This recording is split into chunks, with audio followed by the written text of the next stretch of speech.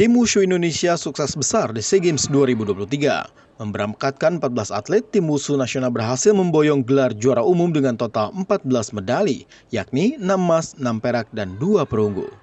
Prestasi ini sekaligus menyamai torehan gelar juara umum yang diraih pada SEA Games 2011. Emas diantaranya hadir dari atlet syarat pengalaman Edgar Marvelo serta Muhammad Dava Golden Boy yang pada SEA Games Vietnam hanya meraih perunggu. Tiba di tanah air Sabtu petang, rombongan tim Wushu Indonesia disambut Menpora Dito Aryo Tejo yang didampingi Ketua Umum PB Wushu Indonesia Airlangga Hartarto. Hadir pula perwakilan NOC Indonesia dan KONI Pusat yang memberikan ucapan selamat kepada atlet, pelatih, dan ofisial yang mampu melampaui target 4 emas.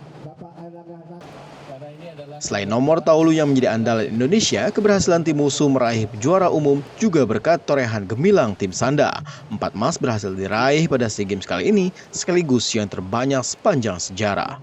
Rinintan Niken, Angga Nurizki, Kompas TV, Jakarta.